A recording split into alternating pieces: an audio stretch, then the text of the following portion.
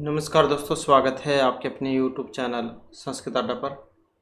दोस्तों, आज की जो वीडियो इसमें हम करने वाले हैं आपके कॉम्पिटिटिव जो एग्ज़ाम है इसके लिए इकाई जो 8 है इसमें जो अलंकार और छंद परिचय है इनको ही आज की वीडियो में हम यहाँ पर करने वाले हैं।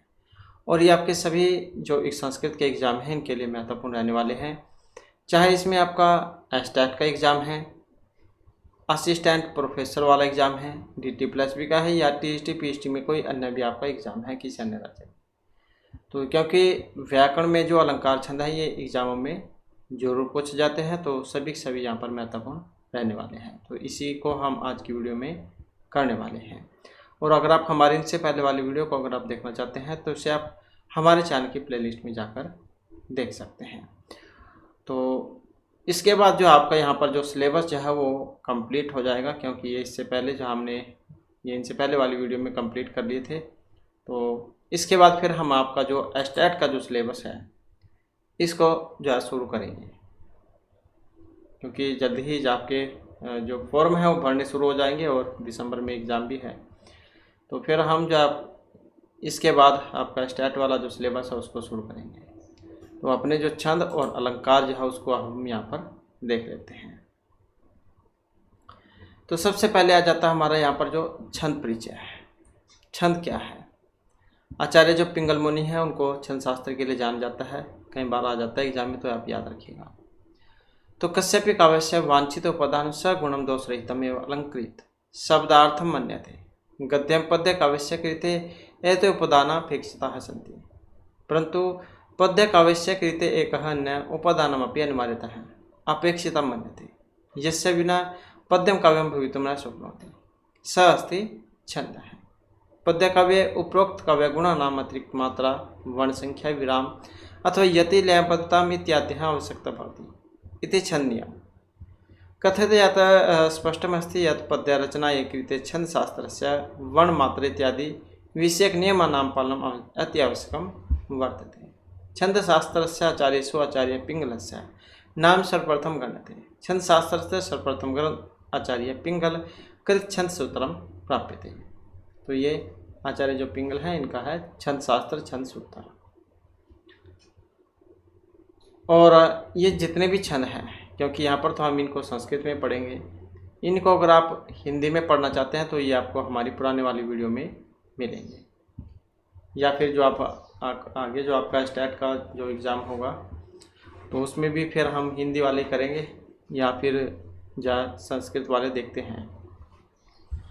तो जैसे भी आप कहोगे तो वैसा हो जाएगा। तो यहाँ पर जाए संस्कृत में है सारी चाहिए।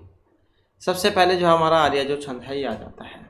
छंद दो प्रकार के हैं, वर्णिक और मात्रिक छंद, जिसमें वर्णों की प्रधानता होगी वर्णिक और मात्रा की होगी तो मात्रिक छंद। तो यहाँ पर ये आर्य छंद है।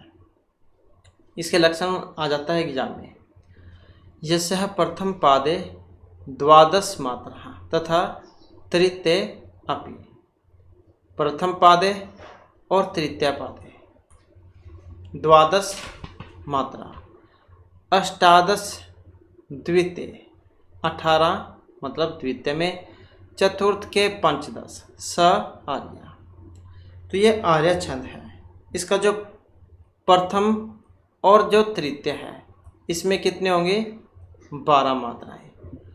दूसरा और जो चौथा है, यहाँ पर लिख लेते हैं चौथा, जो दूसरा है दूसरा में कितने होंगे? 18। और जो चौथा है इसमें कितने हैं? 15 मात्राएं। तो यस्मिन् मातृकृते प्रथम पादे द्वादश मात्रा, द्वितीय पादे अष्टादश मात्रा, तृतीय पादे द्वादश मात्रा, चतुर्थे च पंचदश मात्रा भवन्ति तत्र आर्य जाति नाम का मातृगुणितम भवति। तो वहाँ पर जो ये छंद होता है। और विषम जो छंद है उसके अंतर्गत ये आता है, क्योंकि इसमें जो है ये अलग अलग होते हैं, तीनों पदों में मात्रा की संख्या, इतना आप याद रखिएगा। तो ये भी एग्जाम में पहले जाए, जिसमें स्टेट का एग्जाम हुआ था उसमें जाए आया हुआ था इस प्रकार का क्वेश्चन। तो इसी प्रकार के आते हैं इसमें। तो ये आगे फिर यहाँ पर इसका उदाहरण आया है।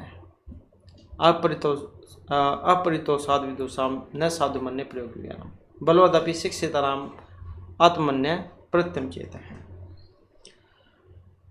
अत्र प्रथम तृतीय च चरणे द्वादश मात्रा, मतलब ये पहला और जो तीसरा इसमें 12 मात्रे, दूसरे वाले में 18 और चतुर्थ जो चौथा है इसमें 14, द्वितीय अष्टादश मात्रा और चतुर्थे च पंचदश मात्रा, चौथे में 15। तो ये होता है आर्य छंद और विषम जावस की श्रेणी में ये आता है। इसके बाद है अनुष्टुप छंद। ये लक्षण आते हैं एग्जाम में कि श्लोके षष्ठम गुरुगेयम सर्वत लघु पंचम द्वि चतुष्पादयो हर्षम सप्तम दीर्घम अन्य हो। तो यहाँ पर ये अनुष्टुप जो छंद है उसका इसके बारे में बताया गया है। अनुष्टुप जो छंद होता है इसके प्रत्येक पाद में 8 जो वर्ण हैं ये होते हैं। इसमें जो प्रथम पाद है, प्रथम पाद में जो छठा जो वर्ण है वो गुरु होगा। गुरु के लिए हम इस चिन्ह का प्रयोग करते हैं। और पंचम हर्षवे, और जो पांचवा है वो हर्षव होगा। हर्षव के लिए हम इसका प्रयोग करते हैं खड़ी रेखा। द्वितीय चतुर्थ के च पादे सप्तम वर्ण हर्षमय भवति, प्रथम तृतीय सप्तम दीर्घम भवति। तो अस्मिन् वृत्ते सर्वत्र सर्वेषु चरणेषु पंचम अक्षरम लघु भवति, षष्ठम गुरु भवति, द्वितीय चरणे सप्तम अक्षरम लघु भवति, प्रथम तृतीय चरणे सप्तम अक्षरम गुरु भवति। शेषेषु वर्णेषु लघुतौ गुरुतौ नियमः न अस्ति। इदमेव अष्टाक्षरात्मकं पद्यं श्लोकः चैति कथ्यते। इदं च विषमवृत्तेषु गण्यते। इसके बाद आ जाता है इसका उदाहरण। अतः परीक्षा कर्तव्यम विशेषात् संगतम रहा, अज्ञात हृदयेषु एव वैरिभवति सौहार्दम्। अत्र सर्वेषु चरणेषु षष्ठम अक्षरम गुरु, पंचम अक्षरम लघु भवति, द्वितीय चरणे सप्तम अक्षरम लघु, प्रथम द्वितीय चरणे सप्तम अक्षरम गुरु भवति। अतः ही अनुष्टुप नामकम विषम वृत्तम। इसके बाद आ जाता है इंद्र वज्र छंद। इनके लक्षण आते हैं एग्जाम में। लक्षण है स्यादिंद्र वज्र यदि तौ जगौ गए, यस्य चतुर्षु पादेषु, तौ मतलब 2 तगण, जगौ जगण और गुरुद्वयम 2 गुरु। यस्य चतुर्षु पादेषु 2 तगण हैं, जगौ जगण है, गुरुद्वयम 2 गुरु, च भवेत् तदेव इंद्र वज्र नाम ऋतम स्यात्। तो उसे कहा जाएगा इंद्र वज्र छंद। ये आता है लक्षण एग्जाम में, ये वाला स्यादिंद्र वज्र यदि तो चुप होगा। और एक आते हैं एग्जाम में इसके ये वाले, कितने वर्ण है इसमें 11, ये भी आता है एग्जाम में। तो इसमें 2 तगण 1 जगण और 2 जो है गुरु होते हैं। कई बार जा ये भी दे दिया जाता है कि जिसमें ये वाले हों 2 तगण 1 जगण और 2 गुरु हों तो वह छंद कौन सा है, तो होगा इंद्र वज्र छंद। ये आगे या इसी का फिर या उदाहरण है, वृत्तमिदम एकादश वृत्ति भवति, तिष्ठव जाति वेदेषु समम गुण वृत्तमिदम बोधव्यम। तो 11 वर्ण होते हैं इसमें। इसका उदाहरण है अर्थो ही कन्या प्रक्रिया तामाद्य संप्रेष्य परिगृहीतु हो, जातो मम अयम विषय प्रकामम प्रत्यर्पित न्यासीवंतर आत्मा। तो ये इसका उदाहरण है, यहाँ से समझ गए होंगे आप, ज्ञान शकुंतलम में से लिया गया है, चौथे अंक में से। अत्तर सर्वेषु पादेषु कर्म अनुसारम 2 तगण जगण 2 गुरु इति गण व्यवस्था वर्तते। प्रथम चरणे प्रियन्ते यद्यपि लघु वर्णास्ति परम पदान्तस्य विकल्पेन गुरु इति नियमेन तस्य गुरुत्वम मन्यते। ये कुछ नियम होते हैं जहाँ पर अगर लास्ट का अक्षर लघु भी हो तो उसे जा गुरु मान लिया जाता है कई बार। तो ये नियम अगर आप पढ़ना चाहते हैं तो ये आपको पुराने वाली वीडियो में मिलेंगे। इसके बाद आ जाता है उपेंद्र वज्र छंद। यहाँ पर ये इसका लक्षण है उपेंद्र वज्र जस जास ततो गौ। ये लक्षण है। वर्णों की बात करें तो इसमें 11 वर्ण होते हैं। यदि सर्वेषु चरणेषु कर्मानुसार जगण तगण जगण ततः गौ गुरुत्वम च इति भवेत् तदा तद उपेन्द्र वज्र नाम वृतम कथ्यते। इदमपि एकादश अक्षरात्मकम वृतम भवति। इसमें भी 11 होंगे। तो ये जो यहाँ पर दिया गया है इससे आप इसकी पहचान कर सकते हैं। तो यहाँ पर क्या है, इसमें 1 जगण और 2 तगण और 2 गुरु। यहाँ से भी कर सकते हैं आप, जगण 2 तगण 2 गुरु, 11 होते हैं इसमें वर्ण। और ये इसका उदाहरण है, ये भी आ जाता है एग्जाम में, उदाहरण दे दिया जाता है कई बार और पूछ लिया जाता है कि इसमें जो छंद कौन सा आया है। त्वमेव माता च पिता तमेव तमेव बंधुः सखा तमेव विद्या द्रविणम तमेव तमेव सर्वम मम देवदेव। अत्र सर्वेषु चरणेषु क्रमचार जगण तगण जगण 2 गुरु इति एकादश वर्णयोजनम् अस्ति। तमेव सर्मेण च इति पदान्ते लघु अपि विकल्पेन गुरुः मन्यते। तो कई बार जो होता है जहाँ पर लघु होते भी उसको जो गुरु मान लिया जाता है। नेक्स्ट आ जाता है वसंतिल का छंद। ये इसका लक्षण है। यह वसंतिल का तब जा जगऊ गा। तो ये वसंतिल का जो छंद है इसका लक्षण है, या फिर यहाँ पर कई बार उक्ता भी आ जाता है, उक्ता वसंतिल का तब जा जगऊ गा। वो बात एक ही है, कोई बात नहीं है इसमें। यशा चतुर्षु चरणेषु तब झा, ये जो है तब झा, तगण बगण जगण जगौ जगण च गुरु च ततः ग गुरुवर्ण भवति ततः संतिल का नाम का वृतम मन्यते। तो कहने का मतलब है कि इसमें तगण होता है, तगण होता है, भगण होता है, 2 जगण होते हैं और 2 गुरु होते हैं। उसे कहा जाएगा वसंतिल का छंद। 14 वर्ण इसमें होते हैं, इतना आप याद रखिएगा। ये इसका यहाँ पर उदाहरण है। जाति एकतः अस्य क्रम प्रतिरोधि नाम मम आविष्कृत अणुप्रह सरा एकतः हर्क है तेजोद्वैस्य युगपद व्यसन उद्भयाम लोक नियमत इव दशांतरेषु। ये इसका उदाहरण है रघुवंश मागव्य में से। अत्र सर्वेषु चरणेषु तगण भगण जगण 2 जगण है यहाँ पर कर्मेण 14 अक्षरात्मकम ग्रंथनम वर्तते अतः ही वसंतिल का नामक वृतम। इसके बाद आ जाता है उपजाति। ये इसका लक्षण है उपजाति का।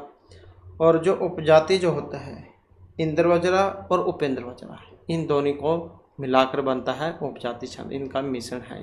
अनंतर उदृतम अक्षम भाजो पादो यदि आओ उपजाति हिता इत्थम किलांशु अपि मिश्रितासु उदंती जातुषु इदमेव नाम।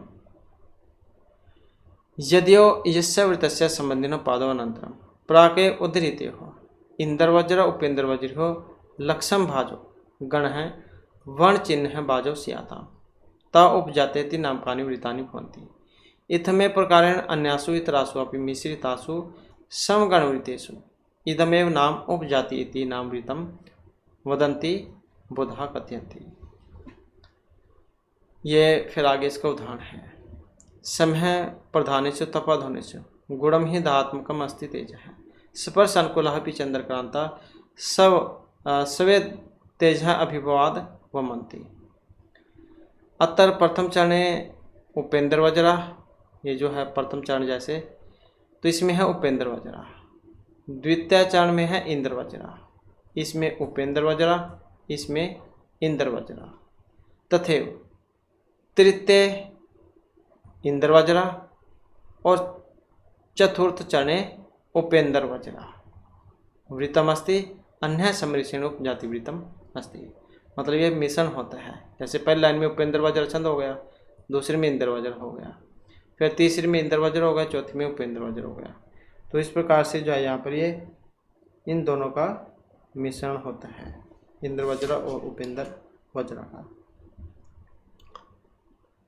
नेक्स्ट आ जाता है वसंत छंद। ये इसका लक्षण है। ज्ञातव तो वसंतम उदरितम जनो। यतर चतुर्षु पादेषु कर्मेण जयतौ तो जगण तगणौ जरौ जगण रगणौ च भवेताम तत्र द्वादशाक्षरात्मकं भवन संस्थनामकं वृत्तं भवति। तो जहाँ पर क्या होगा, जगण होगा और तगण होगा, जगण होगा और रगण होगा, तो वहाँ पर वसंत छंद होगा। एक जगण एक तगण और जगण और रगण, ये होंगे तो वसंत नामक छंद होगा। और इसमें भी वर्ण आते हैं एग्जाम में, तो वर्णों की संख्या 12 होती है। एग्जाम में ज़्यादातर यही पूछे जाते हैं कि वसंत छंद में कितने वर्ण हैं, ऐसे पूछा जाता है, या फिर लक्षण कौन सा है। ज़्यादा ही मुश्किल बनाना हो फिर उदाहरण पूछ लिया जाता है, उदाहरण दे दिया जाएगा कि इसमें कौन सा छंद है। वैसे ज़्यादातर अगर थोड़ा सा कम मुश्किल बनाना हो फिर ऐसा आएगा, ज़्यादा ही हार्ड बनाना हो तभी उदाहरण दिए जाते हैं एग्जाम में, जब कैंडिडेट ये हो कि बहुत ही कम पास करने हैं आपकी बारी। तथा समक्षम दहता मनोभवम पिनाकिना भगन मनोरथा सती निंदित रूपम हृदयन पार्वती प्रिय सौभाग्य फला ही चारता। ये वसंत छंद है, इसका उदाहरण है। इसके अलावा एक और उदाहरण भी है इसका, विचिंत्यन्ति यत् अन्य मानसा तपोधन वेदसी नमाम उपस्थितम समृष्यति त्वाम न स बोधितो अपि सन कथाम परमतः प्रथम कीर्ताम ही, जो अभिज्ञान शकुंतलम जा उसमें से है, जहाँ पर ये दुर्वासा ऋषि शकुंतला को श्राप दे देते हैं कि तुमने मेरी तरफ ध्यान नहीं दिया है, वो वाला श्लोक। तो ये इतना है यहाँ पर वसंत छंद। अतः सर्वेषु चरणेषु जगन तगण जगन रगण द्वादश वर्णात्मकं ग्रंथम वर्तते अतः ही वसंत विलंब नामकम आवृतम।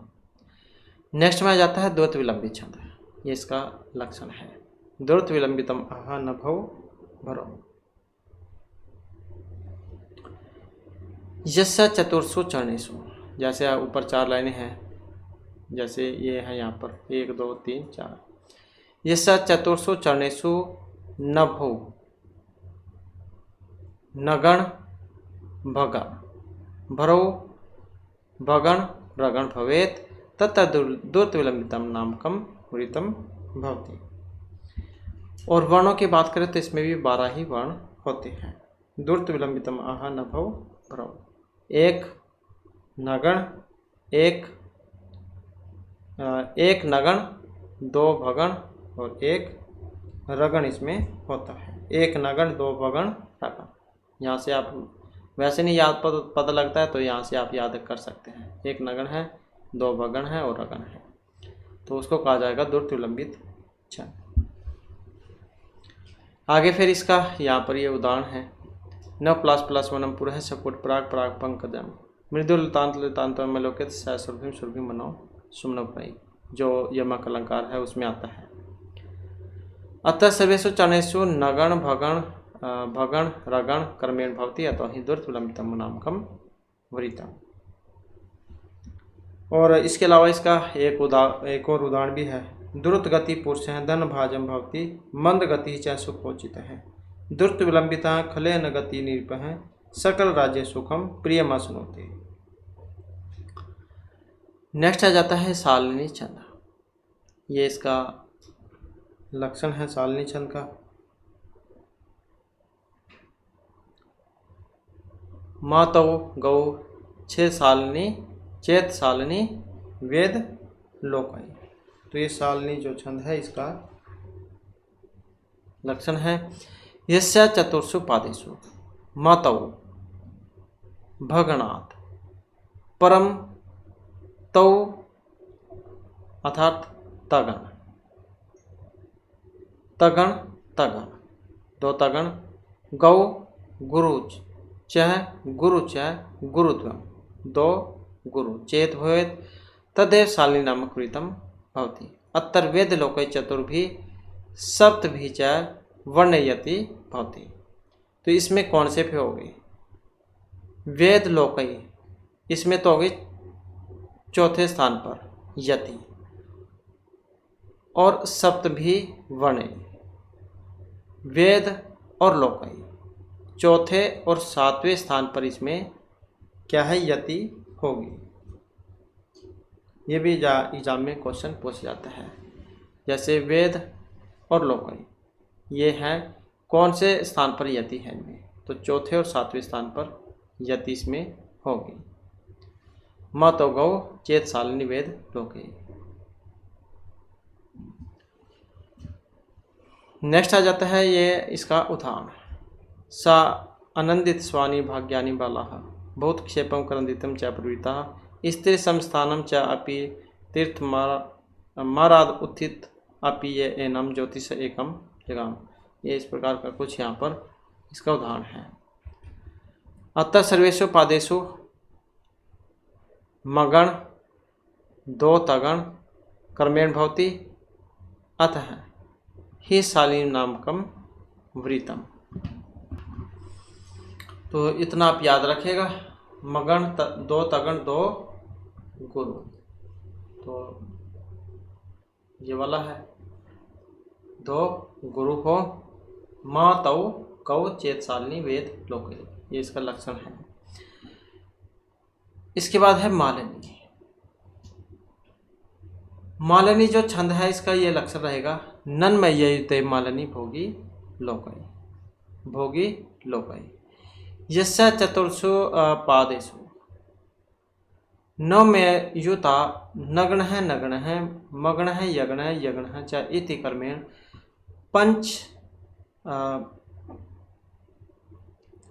पंचदश है यहाँ पर, पंचदश वर्ण भवन्ति भोगी लोकई अष्टभिः सप्तभिः च वर्णे यति भवति एवं वर्ण योजना मालिनी नामक वृत्तम भवति।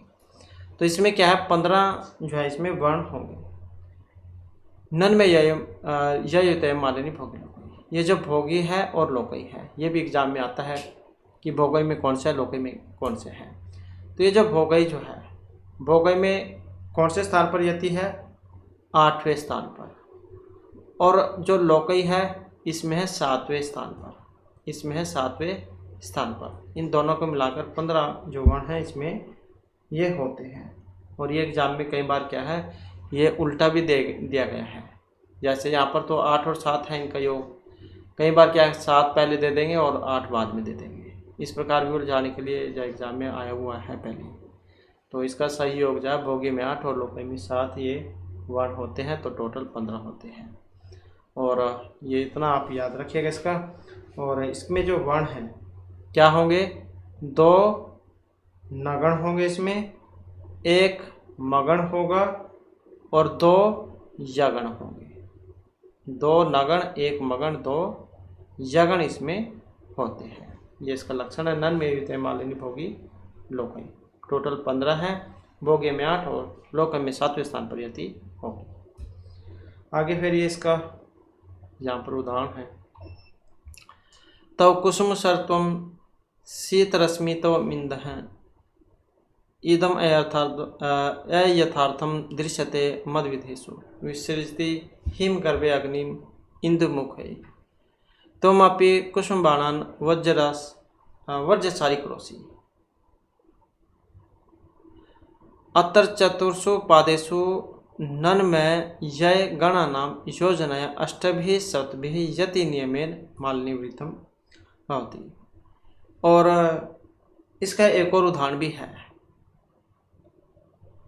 सरसिजम अन्वितम सेवैलनपि रम्यम मलिनमपि हिमांशो लक्ष्मं लक्ष्मीं तनोति इयम् अधिक मनोज्ञ वल्कनेनापि तन्वीं किम हि मधुरानामण्डनं न आकृतिना। तो अभिज्ञान शाकुंतलम, तो ये भी इसी का ही उदाहरण है। नेक्स्ट में आ जाता है शिखानी छंद। इसका लक्षण है रस है रुद्र छिन्न यमन से लाग है शिखानी। तो ये शिखानी छंद का है। और यहाँ पर भी रस और रुद्र इनको मिलाकर 17 वर्ण होते हैं। मतलब छठे और 7वें स्थान पर, छठे और 11वें स्थान पर जो यति जो इसमें होती है। रस में कौन से, छठे स्थान पर, और रुद्र में 11वें स्थान पर, 11वें स्थान पर। तो इन दोनों को मिलाकर 17 जो वर्ण हैं ये होते हैं। रस रुद्र छिन्न यमन से बुला गए हैं शिखानी। इससे चतुर्षु पादेशु यमन सब लाग है यगण मगण नगण सगण भगण लघु गुरु स्यात् रसः षड्वी और रुद्र एकादशवी वर्ण यति स्यात् तदेव शिखंडी नाम वृतम भवति वृतम इदम सप्तदश अक्षरवृत्ति इत्यष्टि इत्यस्य वेद है। तो 17 जो है यहाँ पर इसमें वर्ण ये होते हैं।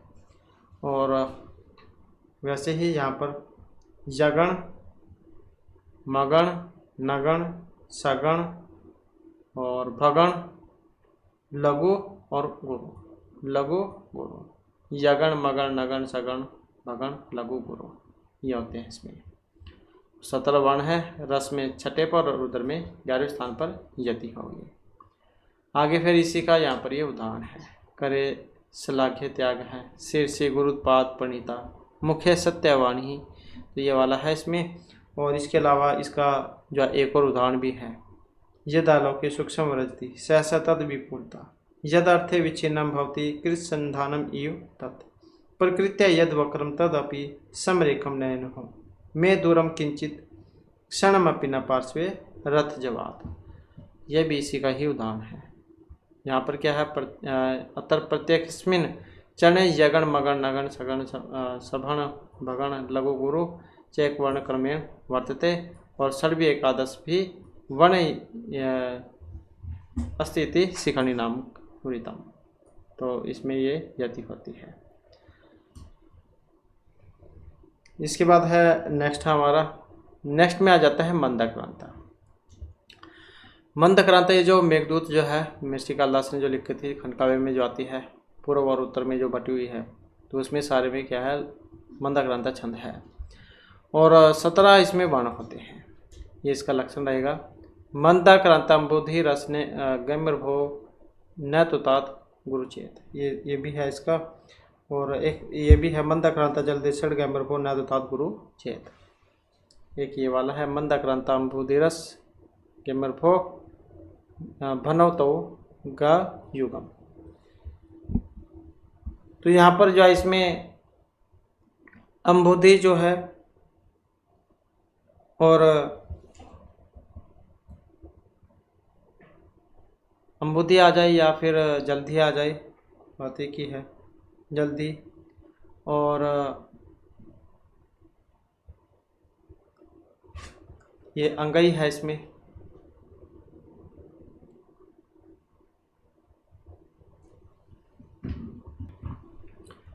तो यहाँ पर अंबुधि चौथे स्थान पर रस जो है यहाँ पर छठे स्थान पर और नग 7वें स्थान पर 6 4 10 और 7 17।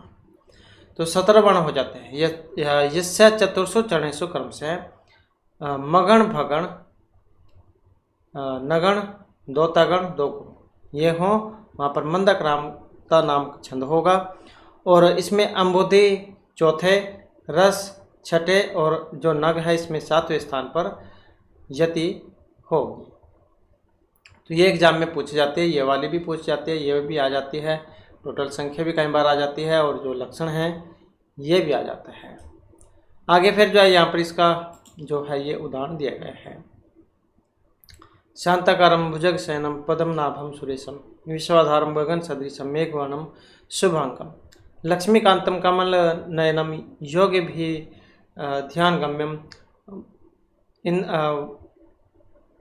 वंद्रम विष्णु भवभयहरम सर्वलोक एकनाथम। तो यहाँ पर जो 4 चरण हैं ये 4 चरण हैं। इनमें मगण भगण नगण और ये 2 तगण और गुरु होने चाहिए। चतुर्वी षड्वी और सतवी यति भवति अतः ही मंदक्रांत नामक वृतम। और इसका एक और उदाहरण भी है अभिज्ञान शकुंतल वाला। कश्चित कांत विरह गुरुना सेवक अधिकारात् प्रमत है सापेनस्तम गमित महिमा वर्ष भोग्यन वर्तु यक्ष चक्रे जनक तन्य स्नान पुण्योदकेशु स्निग्ध चाय तरुसु बस्ती में रामगिरियाश्रमेशु। तो ये जो मेघदूत जा उसमें से लिया गया है। नेक्स्ट आ जाता है हरिणी छंद। तो ये हरिणी छंद है और इसका लक्षण आ जाता है। न समरसला गह सर्वे देहि हरिणीमतः यस्स सर्वेषु पादेषु नगण सगण, और क्या है मगण रगण सगण लघु गुरु, ये वाले हो कि नगण सगण मगण रगण सगण लघु गुरु वर्ण भवेत् तदेव हरिणी नाम रीतम अस्मिन् षट्भिः चतुर्भिः सप्तभिः अक्षरी यति भवति। तो इसमें कौन से पर होगी? षट्भिः चतुर्भिः और सप्तभिः, तो इन पर जो है इसमें यति होगी। तो इसमें भी आप देख सकते हैं कौन सा होंगे 6, 4, 10 और 7, 17। तो इसमें भी जहाँ यहाँ पर हरिणी जो छंद है 17 वर्ण इसमें हो जाएंगे। आगे फिर ये इसका उदाहरण, तो ये फिर यहाँ पर इसका उदाहरण आ जाता है। तो ये छठे, चौथे और 7वें स्थान पर इसमें यति होते हैं। टोटल 17 वर्ण इसमें हो जाएंगे। अतः सर्वेषु पादेषु नगण सगण मगण रगण सगण क्रमेण षड्भिः चतुर्भिः सप्तभिः अक्षरी यति भवति। तो यह हरिणी नामक छंद। इसके बाद आ जाता है शार्दूल विक्रीडित। ये इसका लक्षण है। सूर्य अश्वई जस ततः स गुरु शार्दूल विक्रीडितम। ये शार्दूल विक्रीडित का है। और वर्णों की बात करें तो इसमें 19 होते हैं। यस्य चतुर्षु चरणेषु क्रमेण मगण सगण जगण सगण तगण तगण है ततः एकः गुरु वर्ण स्यात् तदेव शार्दूल विक्रीडित नामकम वृत्तम। तो इसमें एक तो है मगण, एक मगण है, सगण है, जगण है, जगण के बाद सगण, 2 तगण और गुरु। तो वहाँ पर होगा शार्दूल विक्रीडित। मगण सगण जगण सगण 2 तगण और 1 गुरु। तो वहाँ पर शार्दूल विक्रीडित नामक छंद होगा। अस्मिन् सूर्य अश्वई, ये जो सूर्य अश्वई जो है, सूर्य 12वीं, सूर्य में 12वें स्थान पर यति, और जो अश्वई है इसमें 7वें स्थान पर यति होती है। टोटल 19 वर्ण इसमें होते हैं। ईदृशम 19 अक्षरः वृत्ति मध्य अतिधृति भेदया गण्यते। तो 19 जो है इसमें होते हैं। तो ये भी एग्जाम में जो क्वेश्चन आता है कि कौन कौन से स्थान पर यति है 12वें और 7वें स्थान पर, सूर्य में कौन से हैं 12वें और अश्वई में 7वें पर। टोटल 19 में 19 हो जाएंगे। आगे फिर इसका उदाहरण है यहाँ पर पातुम न प्रथम विश्यति जलम, इसमें है पातुम न प्रथम विश्यति जलम युष्मासु अपितेषु या न दत्ते प्रियमन्नापि भवतां स्नेहिन्या पल्वम आबद्ध है कुसुम प्रसूति समय यस्य भवति उत्सव है स ये म्याति शकुंतलपति गृहम सर्वे अनगयता। उक्त उदाहरण क्रमेण मगण सगण जगण सगण तगण मतलब और 2 तगण और 1 ये गुरु, वो जहाँ पर होगा तो 12वें और 7वें स्थान पर यति होगी। तो 19 इसमें वर्ण होंगे, वो कहलाएगा आपका शार्दूल विक्रीडित छंद। और अभिज्ञान शकुंतलम जो उसमें से आया है ये। इसके बाद आ जाता है सनग्धर छंद। में भ्रियाणाम त्रेणे त्रिमुनि अतियुता सनग्धर कीर्तिते। आसानी से आप याद कर सकते हैं त्रिमुनि, इससे आप याद रख सकते हैं इसको। टोटल जब वर्णों की बात करें तो 21 इसमें क्या होते हैं।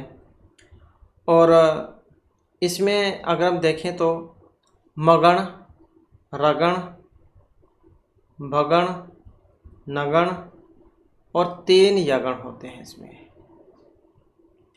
मगण रगण भगण नगण और 3 यगण होते हैं। त्रिमुनि यतियुता 3 यगण होंगे इसमें, ऐसे आप याद रख सकते हैं।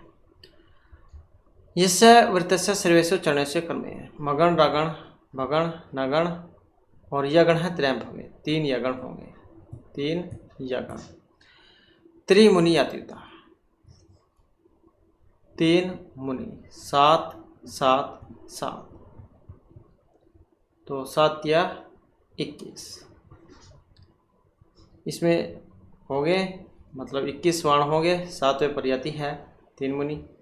तदेव सनग्धरा नाम ऋतम, और एक मिस्ती अक्षरा वृत्तिभेद, 21 वाण इसमें होते हैं। और ये फिर आगे इसका उदाहरण है, या सृष्टि सृष्टि ये या सृष्टि ही सृष्टि आद्या बहती विधि होतम या, क्योंकि ये गलत है थोड़ा सा यहाँ पर, ये या सृष्टि ही सृष्टि आद्या बहती विधि होतम या हवीर या च होत्री, ये द्वे कालम विदिते हैं श्रुति विषय गुण या स्थिति व्याप्य विश्वम। यम आहु सर्व बीज प्रकृति इति यया प्राणिन है प्राणवंत हैं, प्रत्यक्ष भी प्रसन्न है, तनु भी वतु वस्ता भी इष्ट अभिरीश है। तो इस प्रकार का ये मंत्र है, यह श्लोक है यहाँ पर। और इसमें क्या है, मगण रगण भगण नगण 3 जो यगण हैं ये इसमें आएंगे। तीनों में 7वें स्थान पर यति होगी, सनग्धरा नामक छंद होगा। इसके बाद आ जाता है यहाँ पर, ये आ चुका है सनग्धरा। इसके बाद आ जाते हैं हमारे अलंकार।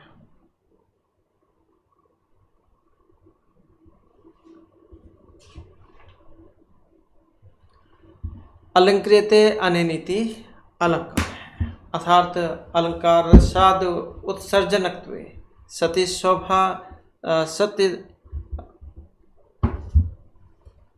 काव्य धर्म तुम अलंकार तुम उक्तम च काव्य प्रकाश से अष्टम उल्लासे मम्मटे उपकुर्वन्ति ते संतम ये अंग द्वारेण जात उचितम। हार आदि अलंकार है ते अनुक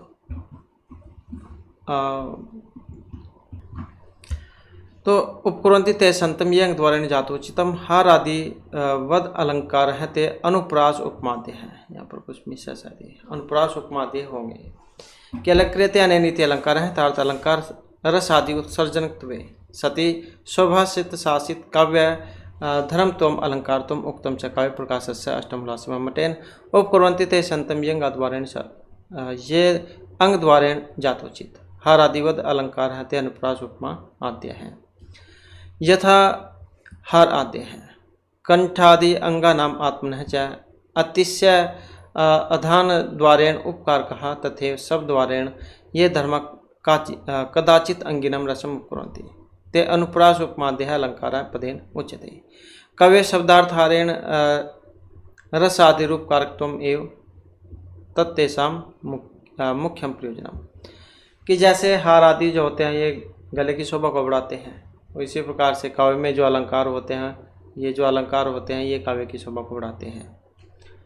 तो जैसे कि स्त्री है, स्त्री आभूषण से अच्छी लगती है, इसी प्रकार से काव्य है वो भी अलंकारों से अच्छा लगता है, इस प्रकार है यहाँ पर ये। और इत्थम अलंकार विषय विषयत्रम अवधातव्यम। काव्य अलंकारा शब्द रूपी अंगानाम शोधायका भवन्ति किंतु परंपरा आत्मभूतम मुख्यम रसम उपकुर्वन्ति है। तद यथा अप्सराय घनसारम वदति दिवानिशम वाला अतन अनुप्रास अलंकारेण विप्रलम्ब श्रृंगारस्य उत्कर्षदायकत्वं वर्णितम्। यत्र रसः नास्ति तत्र अलंकारः उक्ति वैचित्र्य मात्र बोधका भवन्ति, यथा चित्ते विघटते न तुट्यते चिरम तरुणी प्रगल्भा अत्र रसस्य उपकारत्वं नास्ति उक्ति वैचित्र्य मात्रमेव। कवचित् विद्यमाने रसे अपि न उपकुर्वन्ति, तद् यथा मित्रे कौ अपि गतेः स उरुः वने जीवस्य निर्गस्तः अत्र रसस्य प्रतिकूल उपमालंकारः वर्तते। आगे फिर ये अलंकार के बारे में ही है। अलंकार 3 प्रकार के होते हैं, शब्दार्थ और शब्दार्थगत।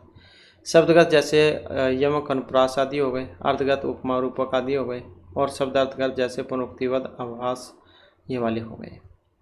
अलंकाराणाम संख्या विषयाचरण में कम न दृश्यते। मम्मटे 67, रूयक मते 78, विश्वनाथ मते 78, जयदेव मते 100, अप्यदीक्षित मते 120 अलंकार सन्ति। ये सभी ने अपने अपने अनुसार अलंकार बतलाए हैं। आगे फिर यहाँ पर आ जाता है अलंकारों का वर्णन। जैसे वक्रोक्ति अलंकार है, कथितस्य वाक्यस्य श्लेषेण अथवा काक वा अन्यः एव अर्थः कल्पितः भवेत् तत्र वक्रोक्ति भवति। वक्ता कस्मिन् अन्ये एव अर्थः कल्पिते भवेत् तत्र वक्रोक्ति भवति। वक्ता कस्मिन् एकस्मिन् अर्थे वाक्यस्य प्रयोगं करोति तथा श्रोता तस्य अपरम् अर्थम् अवगत्य कथनं करोति तत्र अयं चमत्कारी अलङ्कारः भवति। वक्रोक्तेयं सीमित कल्पना रुद्रटेन कृता अस्ति। कुन्तकद्वारेण एषा एव वक्रोक्तिः एकस्य व्यापकस्य काव्यतत्त्वस्य प्रतिनिधित्वं करोति। आगे और ये अगर यहाँ पर हम काव्य को लेकर चले तो ये कुंतक जो उनको जाना जाता है वक्रोक्ति के लिए, वक्रोक्ति काव्य जीवितम। इसका उदाहरण है यहाँ पर, धन्य कयम स्थिता ते शीर्षि शशिकला किम नु नाम एतदस्य नाम एव अस्याद एतत् परिचितमपि ते विस्मृतं कस्य हेतु नारा पृच्छामि न इंदु कथयतु विजय न प्रमाणम यद इंदु देव्यः निहन्तुम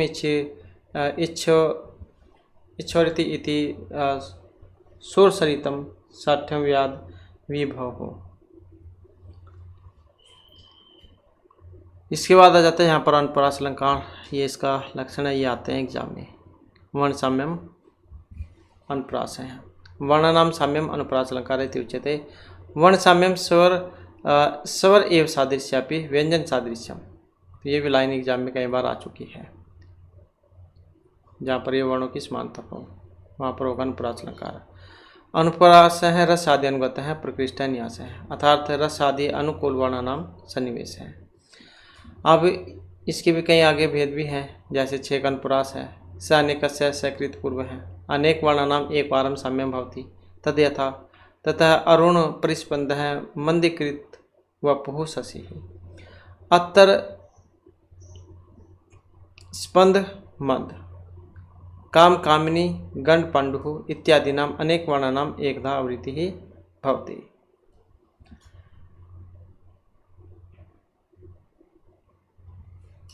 वृत्ति अनुप्रास एकस्यापि सकृत पर है।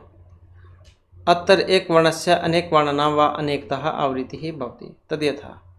अब सारे धनसारम कुरुहारम दुर एव किम कमलाई। अत्तर र ल इत्यन्यो वर्ण्यो अनेकधा आवृत्ति ही भवति। लट अनुप्रास, इसमें आ जाता है शब्द अनुप्रास। शब्द हैं तो लटन प्रास हैं, भेदे तात्पर्य मात्र है। पदनाम से है पदस्यापि वृत्ति अन्यतर तत्र वा अत्तर पदनाम आवृत्ति ही भवति। ये इसका उदाहरण है। यस्न सविधेदयितः अत्तर अनेक पदनाम आवृत्ति अस्ति किंतु अन्वय भेदेन तात्पर्य भेद हैं जायते। इनके ज़्यादातर जो एग्जाम में ये लक्षण आते हैं, ये जैसे यमक का हो गया सत्यार्थे पृथक अर्थात स्वर व्यंजन संहिते क्रमेण तेने वृत्ति यमकम विनिगते हैं। अतर वाच्य अर्थे स्थित है सती पृथक भिन्न अर्थ प्रकृति प्रतिपाद्य है। वाच्य है यस्य तस्य स्वर व्यंजन संहिते स्वर व्यंजन वर्ण समुदाय से तेन कर्मेण पूर्व कर्मेण अर्थात येन कर्मेण प्रथम स्वर व्यंजन समूह उक्त है तेन एव आवृत्ति ही पुनः उच्चारणम यत्र भवति तदेव यमकम नामक अलंकारः विनिगते कथ्यते। स्वर व्यंजन संहिते क्रम निवेश्यत्वेन यम्यति ही श्रुति मधुरता स चेतसाम हृदयमानंदे नियमतिथि यमकम। तो जैसे कि आपने पढ़ा होगा, जैसे दो वर्ण होंगे उसमें दिए हुए दोनों एक होंगे एक जैसे, लेकिन उनके वर्ण अर्थ जाओ अलग अलग होते हैं, तो वहाँ पर होगा यमक। इसका उदाहरण है, प्रसिद्ध उदाहरण ये ज़्यादातर तो यही आता है एग्जाम में। न प्लास प्लास वनम पूरा सपोर्ट प्रागत पंकजम मृदुलतांत लतांतम लोके सुरभिम सुरभिम सुमनो भराई। अत्तर प्लास प्लास सुरभिम सुरभिम चेत यत्र द्वयोः पदयोः सार्थकत्वं लतांत लतांत इत्यत्र प्रथमस्य निरर्थकत्वं प्राग प्राग इत्यत्र द्वितीय पदस्य निरर्थकत्वं लतांत लतांत इत्यत्र द्वितीयस्य एव सार्थकत्वं अथ च अभि सुरभिं स इत्यत्र द्वयोः पदार्थयोः निरर्थकत्वम् अस्ति। इदं पदार्थवृत्ति यमकस्य उदाहरणम्। आगे जाता है श्लेष। वाच्या विधेन भिन्न यद युगपद भाषण सपृश हैं श्लेषंति शब्द श्लेष असव अक्षरादि अभिष्टा।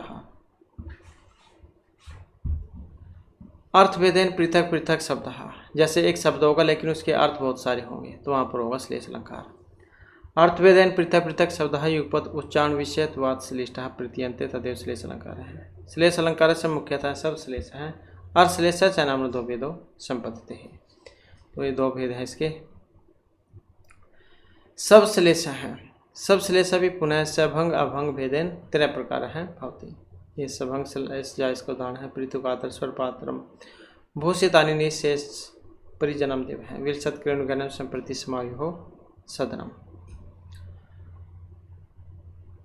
आगे पृथुकार्थ स्वर पात्रम याचक पक्ष से पृथुक और आर्थ और पात्रम।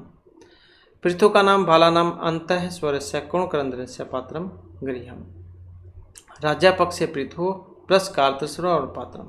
पृथुकान विप्लानी कार्तस्वर से स्वर्ण से पात्राणी यत्तर तत्। भूषितानि निशेष परिजनम। याचक पक्ष से भू प्लस में उषित प्लस निशेष और परिजन। समस्त परिवार है पृथ्वी से अर्थ है। राज्य पक्ष में भूषित प्लस निशेष और परिजन है। सर्व परिजन सुसज्जिता भवति इति अर्थ है। तो एक मतलब है, एक शब्द होगा लेकिन उसके अर्थ बहुत सारे होंगे।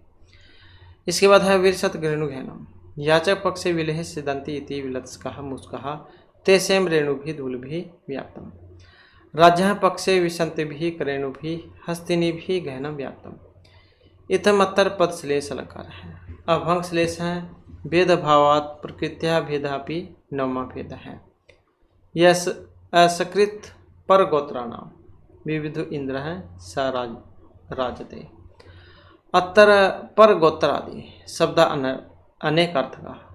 अतः राज पक्षे इंद्र पक्षे च अर्थवश्य वाच्यात अभंग श्लेष अलंकार है। इसके बाद जाता है अर्थ श्लेष। यत्तर शब्दात् परिवर्तने नापि श्लेषस्य खंडन भवति। तो योगार्थ श्लेष ये इसका उदाहरण। अत्र स्तोकेन उन्मित्यात् उन्तिमायाति आदि पदानां परिवर्तनं कृत्वा यदि तत्समानार्थकाः अन्ये शब्दाः प्रयुक्ता भूयुः तथापि श्लेषे बाधा न भवति। अतः इत्थमत्तर अर्थ श्लेष है। इसके बाद है उपमा। साधर्म्यम उपमेदे पूर्णालुप्ता च अर्थात दो भिन्न पदार्थों साधर्म्यस्य उपमान उपमेय भावेन वर्णनम अथवा उपमान उपमेयो भेदे सति सादृश्य कथन में उपमा कथ्यते। उक्तम च उपमान उपमेयो एव समान धर्मेण गुण क्रियादि रूपेण संबंध है उपमा भवति। न तो कार्य कारण आदि हो साधर्म्यम उपमालंकार से। पूर्णोपमा श्रोति आर्थी इत्यादि अनेक भेदा सन्ति। आचार्य मम्मट प्रथमम उपमाया भेदत्वम निरूपयति पूर्णा लुप्ता च। अब सबसे पहले पूर्ण उपमा जाता है। उपमान उपमेय साधारण धर्म उपमा प्रतिपादका नाम चतुर्णामापि उपदाने पूर्ण उपमा यथा कमलम इमनुक्यम मुखम।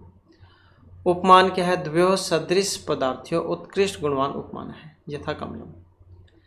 उपमेय क्या है? द्वयो सादृश पदार्थों निकृष्ट गुणवान उपमेय है यथा मुखम। साधारण क्या धर्म क्या है इसमें? उपमान उपमेय हो द्वयो यह धर्म भवति स साधारण धर्म है यथा मनोज्ञतो। उपमान वाचक शब्द एव यथा तुल्य सदृश वत इत्यादि। सा च पूर्ण उपमा द्विधा। श्रोत्यार्थी च श्रोत्यार्थी च भेद वाक्य समासे तदिते तथा इत्यनेन श्रोत्यार्थियो द्वयो भेद त्रयं भवति। इत्थं पूर्ण उपमायाः आहत्य षड्भेदाः भवन्ति। नेक्स्ट आ जाता है लुप्त उपमा। एकस्य द्वयोः त्रयः नामालोपे लुप्त उपमायाः। चतुर्षु अंगेषु कस्यचित् एकस्य कस्यचित् द्वयोः केषाञ्चित् त्रयः नामालोपे सति लुप्त उपमा भवति। इत्थं लुप्त उपमायाः एकोनविंशति भेदाः सन्ति। नेक्स्ट में है रूपक। ये इसका लक्षण है। तद रूपकम भेदो उपमान उपमेय हो। उपमान उपमेय हो अति साम्यात् यह भेद रूप है तत्रूपकम। रूप्यति एकताम नेति इति रूपकम। इत्थम उपमान उपमेय हो अति साम्य प्रदर्शनाय काल्पनिक अभेद रूप है रूपक अलंकार है यथा मुख चंद्र है। आगे फिर यहाँ पर इसका उदाहरण है। अत्र रात्रि ही उपमेयत्वेन तथा कपालिकी उपमानत्वेन वर्णितम। अतः अति सदृशात् रात्रौ कपालिकः रात्रिव कपालिकी ज्योतिषनाम भस्मस्य तारकासु अस्तिनः चंद्रकलायां कपालस्य आरोक्त्वात् रूपक अलंकारः वर्तते।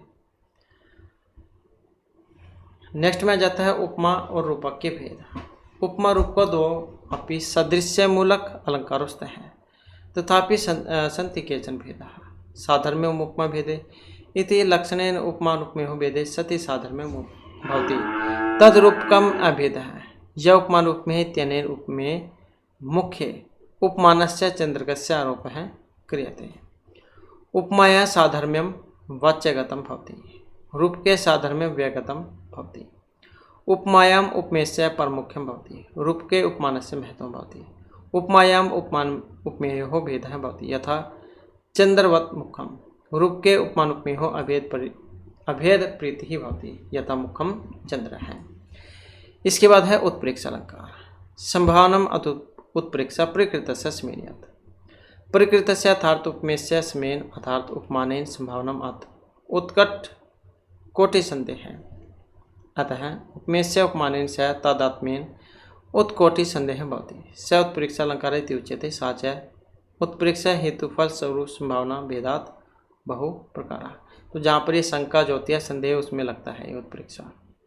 प्रसिद्ध उदाहरण है इसका ये वाला लिप्तिवतम अंगानिवर्षति वजनम लभ है असत पुरुषे दृष्टि फलतम कथा है अत्र व्यापनादि लेपनादि रूपतया उत्प्रेक्षितम इति क्रिया स्वरूप उत्प्रेक्षा उन्मेषम यह मम न सहते ते पाद्यो पादलक्ष्मी।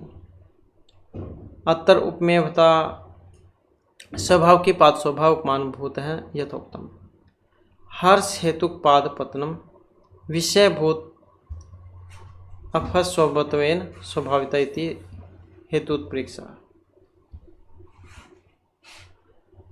आगे जाए यहाँ पर उपमा और उत्प्रेक्षा जो इसके भेद बतलाए गए हैं।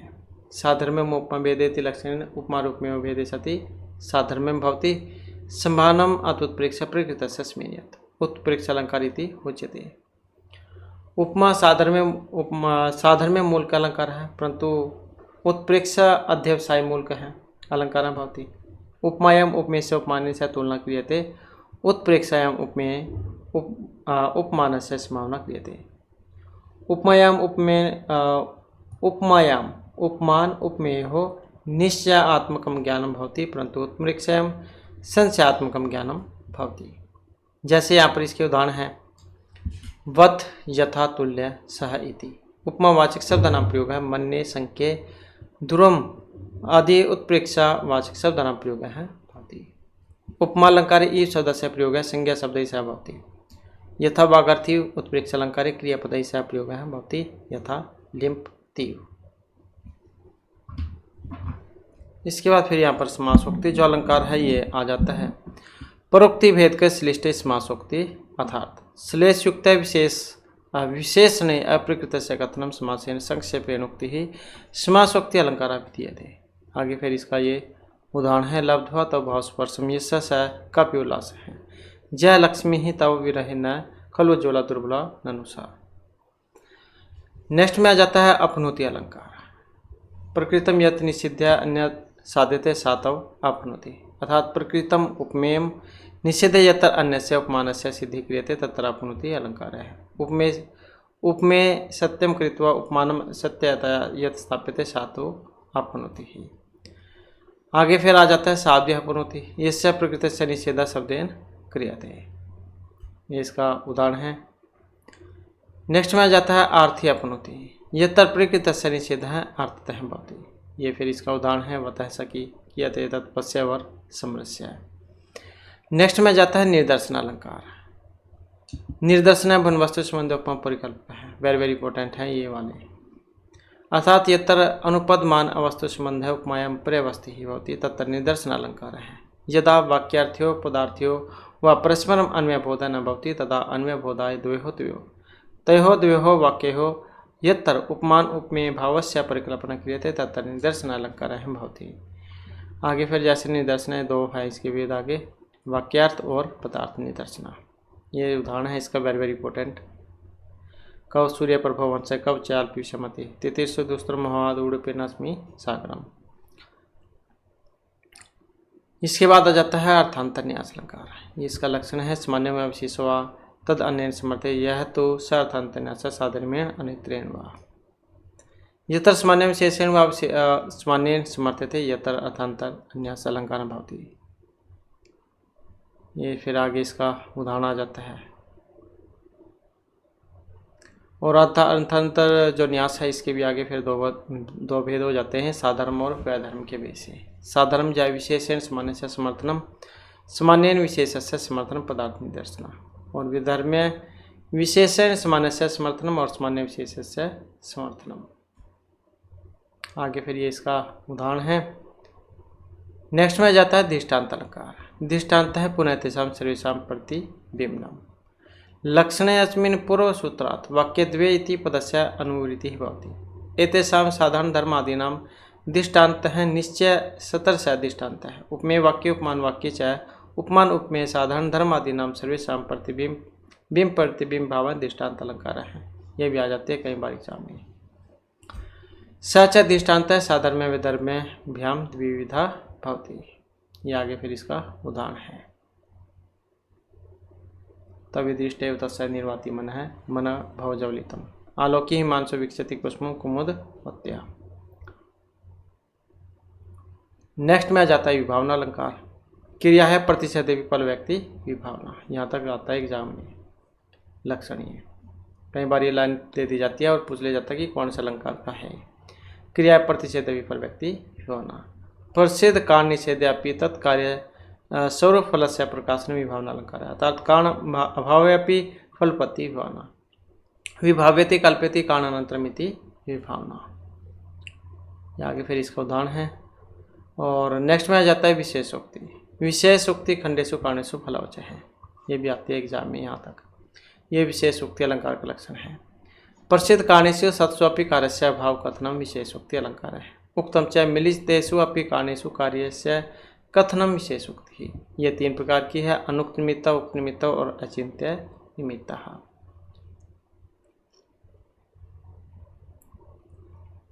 पहले फिर ये अनुक्त निमित्त विशेषोक्ति, फिर उक्त निमित्त और अचिंत्य निमित्त। एग्जाम में सिर्फ जाइए तो नाम ही पूछे जाते हैं, उदाहरण वगैरह नहीं आते हैं। इसके बाद आ जाता है स्वभावोक्ति, जहाँ स्वाभाविक क्रियाओं का बारे में बताया गया हो। स्वभावोक्ति रसोचारु यथावत वस्तु वर्णन। अर्थद्वारेण काव्यस्य सौन्दर्यवर्धक अर्थ अलंकार भवति। ते च स्वभावोक्तिर आद्यः भयं मन्यते। तत्रार्थ अलंकारेषु स्वभावोक्तिरलंकारे वस्तुनः डिम्बादिकस्य स्वक्रियारूपः आदिकस्य स्वभावस्य वर्णनं निरूपणं वा तत्स्वभाव वर्णनं वा भवति। तत्र वस्तूनां प्रकृति च इति तद्वस्तूनां विशेष चातुर्य बोध्यत्वेन प्रत्यक्षम् इव दर्शित्वा सहृदय काव्यरसिकानां मनांसि नेत्रां विशेषण आकर्षति इति तस्य स्वभावोक्ति इति चमत्कारितया ताम् एव अत्र प्रथमं निरूप्यते। यत्र वस्तुवर्णनं डिम्बादिकस्य चेष्टाकृति स्वभावादिकस्य वर्णनं यथावद् वस्तु स्वाभाविकं चारु सहृदय संवेद च भवति। असौ स्वभावकस्य उक्ति त्रय इति व्युत्पत्त्या स्वभावोक्ति नामना अलंकार है मन्यते। ये प्रसिद्ध उदाहरण है इसका। गृहभंगा विराम मुहूर्त अनुपत्ति संधि दृष्टि है। यहाँ पर ये जो हिरण जो दौड़ रहा था तो उसकी स्वाभाविक क्रियाएं दिखाई गई हैं। जब वो आगे दौड़ रहा था तो कैसे वो पीछे मुड़ मुड़ के देख रहा था, तो कैसे स्वाभाविक क्रियाएं होती हैं। जब किसी के पीछे जैसे आप जा रहे हैं, आपके पीछे अगर शेर लग जाए तो कैसी स्वाभाविक क्रियाएं होंगी, वही दिखाया गया है इसमें। इसके बाद आ जाता है विरोधाभास अलंकार। विरोध से अविरोधपि विरुद्धत्वेन यद वचः है तो होगा विरोधाभास अलंकार। अविरोधापि वस्तुना विरोधाभावे विरुद्धत्वेन विरोध प्रतिभा प्रयोजक रूपेण यद वचः कथनं भवति स विरोध इति कथ्यते।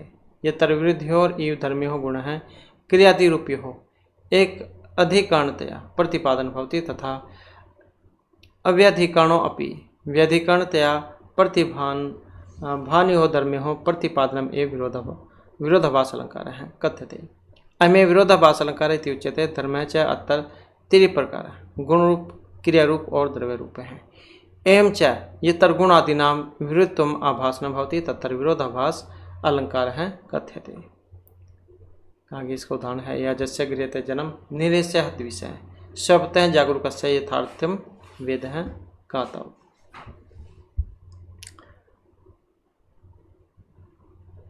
तो इस प्रकार से जो हमारे यहाँ पर आज की क्लास थोड़े महत्वपूर्ण क्वेश्चन थे, और नेक्स्ट वीडियो होगी इसमें फिर नए जो भाग है उसको हम शुरू करेंगे। और इन्हीं को अगर आप यहाँ पर हिंदी में पढ़ना चाहते हैं, यही संस्कृत वाले हिंदी में, तो ये आपको पुराने वाली वीडियो में सभी मिल जाएंगे, छंद भी और अलंकार भी। और दोस्तों हमारे साथ अंत तक बने रहने के लिए धन्यवाद।